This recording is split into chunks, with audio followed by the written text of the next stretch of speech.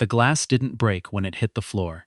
It just cracked, a single fracture running from the base to the rim, and sat there on the marble, holding its shape while the wine inside bled out slowly, spreading in a dark stain across the white tile. Nobody moved to pick it up. That was the thing Adisa would remember years later when journalists asked her what she remembered most about that evening. Not what was said. Not the sound of the chair scraping back, or the collective intake of breath from 37 people seated around the longest dining table she had ever seen. What she remembered was the glass that didn't shatter. The glass that simply cracked and held itself together while everything around it fell apart. She had known, walking into the Callaway estate that October, that the evening would be difficult. She had known it the way you know a storm is coming before the clouds roll in. Something in the pressure of the air, something in the way her husband had gone quiet on the drive up from Toronto. Elliot was always quiet before these things. He would grip the steering wheel with both hands and stare at the road, and she would watch his jaw work the way it did when he was rehearsing conversations in his head, running through the scripts he hoped the evening would follow. She had learned not to ask him what he was thinking on those drives. The answer was always the same, even when he didn't say it out loud. Just be yourself, and they'll come around eventually. They had been married for 6 years by then. His family had not come around. Adisa Ose Callaway had grown up in a 2-bedroom apartment in Scarborough, the second of 4 children, the daughter of a nurse and a transit worker who had immigrated from Ghana in the late 1980s, with 2 suitcases and an unshakable belief that Canada would give their children what Ghana could not. Her mother, Abena, had worked night shifts for 11 years to put money aside for university. Her father, Kofi, had driven the same bus route for 23 years without complaint, coming home at midnight smelling of diesel, and still finding the energy to quiz Adisa and her brothers on their homework at the kitchen table. She had been the first in her family to attend university. She had been the first to get a graduate degree. And then, at 31, she had founded a software company out of a shared co-working space in Kensington Market, with $12,000 in personal savings, a second-hand laptop, and a problem she had decided to solve because nobody else had bothered. The company was called Atura. It built compliance infrastructure for mid-size healthcare organizations. Not glamorous work, not the kind of thing that made headlines in the tech press, but necessary work, the kind of work that quietly became indispensable. Within 4 years, Atura had clients in 7 provinces and 3 American states. Within 6, it had been valued at $420 million in a Series C round that made the front page of the Globe and Mail's business section. Adisa had been 37 years old and was photographed for the cover in a cobalt blazer she had borrowed from a colleague because she hadn't owned anything appropriate. She met Elliot Callaway at a conference in Vancouver the following spring. He was not the most interesting man in the room. He knew it, and she knew it. But he was kind in a way that was not performative, and he laughed at things that were actually funny, and when she mentioned something technical, he didn't pretend to understand it. She had been dated enough men who pretended to understand things they didn't. The ones who nodded along and then paraphrased her words back to her 5 minutes later as though they had just thought of them. Elliot was not that kind of man. He said, "I don't know what that means. Can you explain it?" And then he actually listened to the explanation. They were engaged within 18 months. His parents had learned about Adisa's company before they learned about Adisa herself, and his mother, a woman named Rosalind, had called Elliot the week after the announcement to say, in a voice he described to Adisa as carefully measured, that she hoped he was certain this was what he wanted. "What does that mean?" Adisa had asked. "It means she's my mother," Elliot said, and left it there. The wedding was small, held at a vineyard outside Niagara-on-the-Lake, with 47 guests and a string quartet that played during dinner. The Callaways attended, all of them, Rosalind and Jeffrey Sr., Elliot's 2 older brothers Duncan and Fraser, their wives, the assorted children and cousins who constituted the extended family network. They sat on their side of the room, and they were polite. The way people are polite when they have decided in advance to be polite and are committed to maintaining that decision regardless of what they actually feel. Adisa's mother cried during the vows. Elliot's mother smiled with her mouth. The first time she understood the distinction between being tolerated and being welcomed was 3 months after the wedding, at a Qualloway family dinner in Rosedale. It was a Sunday, one of those still October Sundays, when the maples outside the windows had gone orange, and the light came in sideways and golden through the glass. There were 12 people at the table, and the conversation moved easily from the Leafs to interest rates, to a renovation. Duncan was planning on his cottage, and Adisa had said something. She couldn't remember afterward exactly what, something about housing costs in the outer suburbs, and the conversation had simply continued as though she hadn't spoken. Not rudely, not pointedly, just continued. The way water moves around a stone that has appeared in a stream. The stone doesn't stop the water just adjusts its shape and carries on. She had looked down at her plate and kept eating. Rosalind Calloway was a woman who had been beautiful in her youth and knew it, who had married into money and managed it capably, and who had organized her adult life around the belief that there was a correct way to do most things, and that the correct way was usually the way she did them. She was not unkind, precisely. She did not say cruel things. What she did instead was arrange the world in very small but very deliberate ways so that certain people in it felt, at all times, slightly outside the frame. The second Calloway family gathering was a birthday dinner for Geoffrey Sr. in November. Adisa arrived, holding a bottle of wine she had selected carefully, a Burgundy from a producer she admired. And Rosalind had taken it from her at the door, with both hands, and the particular smile she wore, when accepting things she had no intention of using.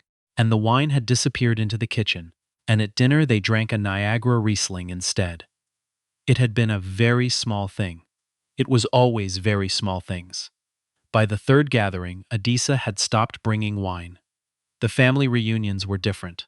They happened once a year, always in August, at the Calloway property in Muskoka, a sprawling cedar-sided compound on a lake north of Gravenhurst that Geoffrey Sr.'s father had built in the 1960s, and that the family spoke about with the reverence people reserve for places that have become, over time, more symbol than structure. There were 40, sometimes 50 people on the property those weekends. There were boats and a dock, and children running in wet swimsuits, and a Friday night bonfire, and a Saturday evening dinner that was formally set and semi-formal in dress. Adisa had attended 3 of them. Each one had been, in its own particular way, a lesson in the mechanics of exclusion conducted so smoothly you could almost convince yourself it wasn't happening. At the first reunion, she had been placed at the far end of the dinner table. Not at the children's table, but adjacent to it. Near enough that she spent most of the evening fielding questions from an 8-year-old about whether sharks could live in lakes. She had answered every question earnestly, because the 8-year-old was more interested in her than most of the adults were. And because by that point in the evening she had run out of strategies for inserting herself into the conversation happening at the other end of the table. At the second reunion, Fraser's wife, a woman named Cecily, who wore linen and had strong opinions about school catchment areas, had asked Adisa over Canopus whether she enjoyed working in tech. The emphasis had been subtle but precise, the way a skilled surgeon makes an incision. It was there and gone before you could be certain you'd seen it, and you were left holding a question that sounded perfectly reasonable on its surface, but carried inside it the implication that working in tech was what Adisa did, a job, a position, rather than a company she had built with her own hands from nothing, and grown to something that employed 312 people. I founded a company, Adisa had said pleasantly.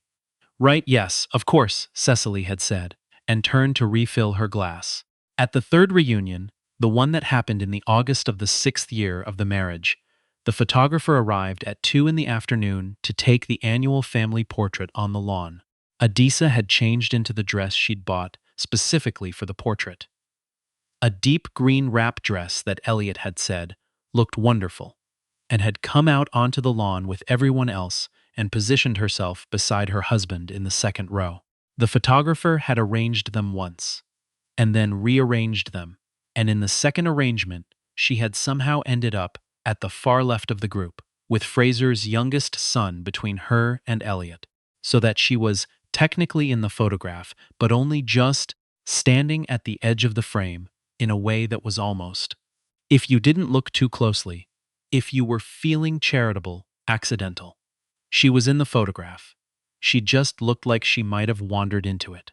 The Saturday evening dinner that year had a seating arrangement that placed her between Duncan's father-in-law, a man named Barry who was 91 and had hearing aids that weren't working, and a second cousin on Rosalind's side who spent the entire meal on his phone. Elliot was seated across the table and 3 chairs down, next to his mother, where the conversation was happening. Adisa had cut her lamb and talked to Barry about weather patterns, because Barry, despite his hearing aids, was trying his best, and she had decided some years ago that she would always meet effort with effort, regardless of the circumstances. It was during the dessert course that it happened. She had leaned across to pass the cream to the second cousin, not because he had asked for it, but because she had noticed he'd reached for it twice and found the jug empty, and she was the kind of person who noticed things like that. When she caught a fragment of the conversation that Rosalind was having with the woman seated to her left, a family friend named Patricia, who had known the Callaways for 30 years. She didn't catch all of it, just a phrase, delivered in the low, confiding register, that women of Rosalind's generation used when they believed they were being discreet. Not what we had imagined for him, but one learns to manage. Adisa set the cream jug down on the table. She looked at her plate. She thought about her mother driving the night bus home at 2 in the morning.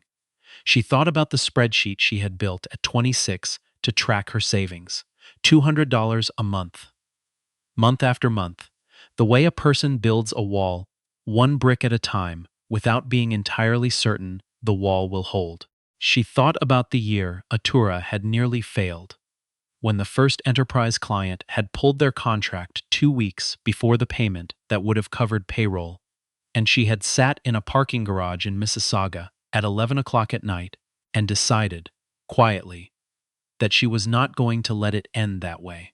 She thought about all the things she had built and all the quiet ways this family had been dismantling her for 6 years, brick by brick, the way you can dismantle something without ever once picking up a tool. She heard Elliot's voice then, rising above the general murmur of the table, and she looked up. He had been drinking. She could tell, by the slight loosening around his eyes, the way his gestures got a little larger, a little less contained. He was telling a story, something about a client meeting, something that had apparently gone wrong in a funny way, and the people around him were laughing. And in the middle of the laughter, he turned and looked at her. Across the table, and the candlelight and the 3 chairs between them. And he said, loudly enough that the nearby conversations paused, Adisa, you don't have to look so serious all the time. It's a family dinner, not a board meeting. The laughter shifted. It wasn't a different laughter, exactly. Just the same laughter pointed in a new direction. She felt the heat move up from her chest to her throat. She kept her face still. I'm fine, she said. You always say you're fine, he said, and laughed. And it was the laugh of a man who believed he was teasing someone he loved, but it landed the way things land when they are thrown without enough attention to where they're going to fall. Rosalind, seated at Elliot's right hand, said nothing. She smiled. Very slightly. The smile she wore when the world was arranging itself in ways she found satisfying.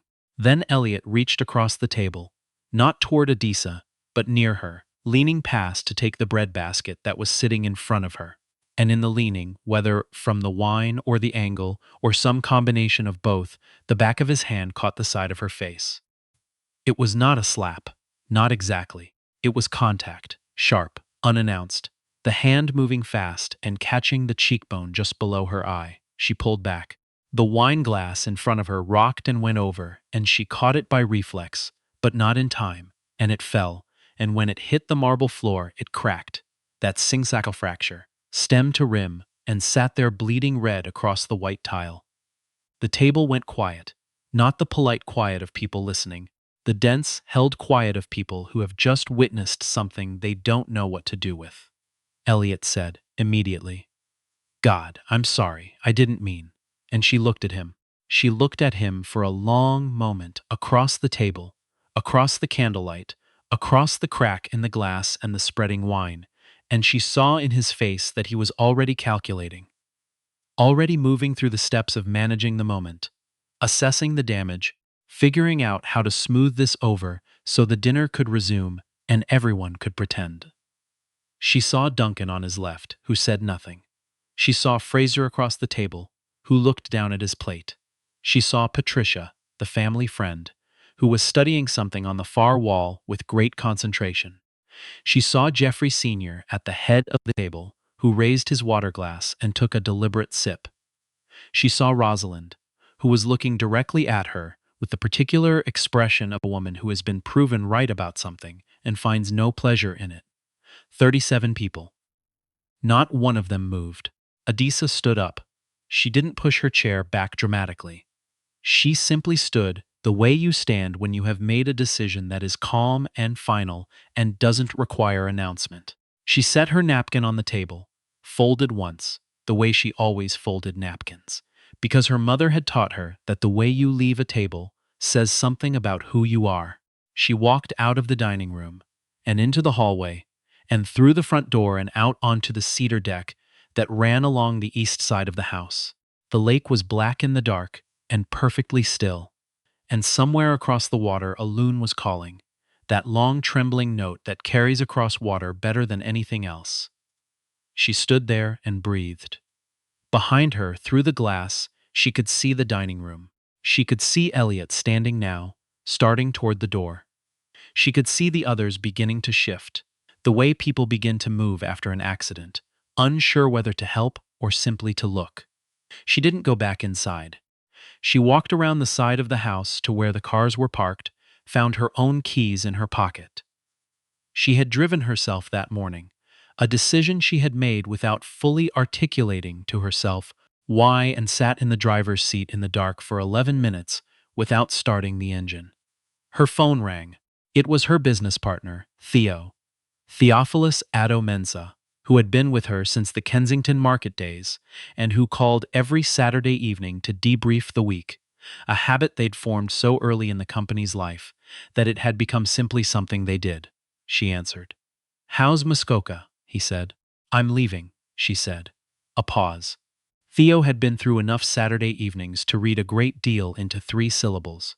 "What do you need?" he asked. "Nothing right now," she said. "I'll call you from the road." She started the car. The drive back to Toronto took 2 hours and 12 minutes.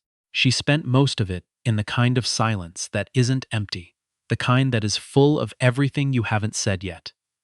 Everything that has been accumulating in layers like sediment, year after year, dinner after dinner, and has reached the point where the layers are no longer invisible. She was halfway down Highway 11 when her phone lit up on the passenger seat. Elliot calling. Then Elliot again. Then a text. "Adisa, please come back. It was an accident. You know it was an accident." She knew it was an accident. That wasn't the thing. The thing was that 37 people had watched her face get hit and had then looked away, collectively and almost in choreography, as though the act of looking away could unmake what had happened. The thing was that the woman who had orchestrated her exclusion from every photograph and every conversation and every breadbasket and every carefully arranged seating plan for 6 years had looked at her in the moment after impact with the face of someone who had expected this outcome all along. The thing was the glass on the floor that nobody moved to pick up. She did not go back. She drove to the house on Braemar Avenue, the house she had bought before the marriage, the house that was still legally hers alone, the house she had kept out of a private instinct she had never quite examined, and she parked and went inside and sat in the kitchen in the dark until it got light. In the morning, she called her lawyer. She did not call Elliot back for 4 days. When she did, it was to let him know that she had retained legal counsel and that she would be in touch through him. Elliot was quiet on the other end of the line for a long time. Then he said her name, the way he had said it in the first months, with something in it that was real. She believed that something was real. She had always believed it. She just also believed that real feelings were not the same as right behavior, and that you could love someone sincerely and still cause them harm, and that sincerity was not sufficient protection against the harm. "I'm sorry. I know," she said, and she meant it, and it wasn't enough. The separation was not public. These things rarely are, at first. They are private demolitions carried out with the careful legal precision of people who have resources and reputations, and don't want the demolition documented any more than necessary. Adisa moved through the autumn quietly, the way she moved through most things, focused, methodical, keeping the parts of her life in their correct compartments. Atura was in the middle of a significant procurement deal with a provincial health authority, and she was not going to let her personal life interrupt the work. The work had always been the thing she could rely on. The work responded to effort the way people often didn't. It was Theo who told her about the podcast. There was a journalist, a woman named Saoirse Brennan, who had written for The Walrus and done some television work, and had recently launched an investigative audio series about women who built companies in industries that hadn't wanted them. The series was called Founding Conditions, and its third season was being released in November, and Odysseus was its central subject. Saoirse had reached out 18 months earlier, before the separation, before Muskoka, before the glass on the floor.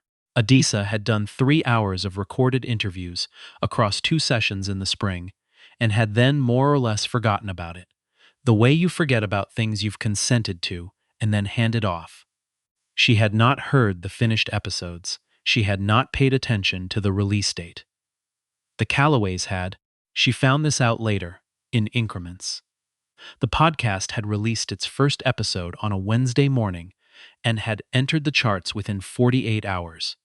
By Friday, it was being discussed on LinkedIn and CBC Radio, and in the Bay Street corridors where people with money talked about other people with money. By the following Monday, it had been picked up by the Globe, which ran a feature in the Report on Business with a photograph of Adisa that the journalist had taken in the co-working space in Kensington Market, the same building where Atura had been born. And the headline read, "The Architect. How Adisa, Osei Callaway, built a 400 million company on the problem nobody else wanted to solve." The article mentioned the marriage. Not in detail. Adisa had not discussed it in the interviews, and Saoirse was too careful a journalist to speculate. But it noted the name change, and it noted the relationship, and it noted, in a single restrained paragraph toward the end, that the company's founder was currently living separately from her husband, and that details were not being disclosed. Rosalind Callaway read this article. Adisa knew this because Duncan called Elliot, and Elliot told her. What Rosalind apparently said, on the phone to Duncan, was, "Well, I had no idea it was quite that significant." Adisa, when this was relayed to her second hand, said nothing. She was eating a piece of toast at her kitchen table on Braemar Avenue at 7:15 in the morning, and she let the words settle in the air, and then she took another bite and said nothing, because there was nothing to say that the situation had not already said more clearly. The podcast release had another consequence. The Provincial Health Authority's Procurement Committee, 3 of whose 7 members turned out to be regular listeners of The Walrus and CBC programming, had done what people do when they discover unexpectedly that someone they're evaluating is more significant than they realized. They expedited the contract, a multi-year partnership for compliance infrastructure across a network of 17 hospitals, was signed in November, 6 weeks ahead of the original timeline. The announcement was made at a press event in the atrium of a hospital in downtown Toronto. There were cameras. There were microphones. There was a CBC news crew that had requested the story 2 days in advance, tipped by someone in the communications department who had been following the podcast. The segment aired on the evening news that Friday. Adisa stood at the podium in a charcoal suit she had owned for 3 years and answered the journalists' questions clearly and without performance, the way she answered most questions. She talked about the company. She talked about what the partnership would mean for patient data security. She talked about the team, the 312 people, some of whom she could see standing near the back of the atrium, who had built what they had built. She did not talk about the marriage. She did not talk about Muskoka. She did not talk about the Saturday evening dinners, or the photographs, or the breadbasket, or the glass on the floor. She didn't need to.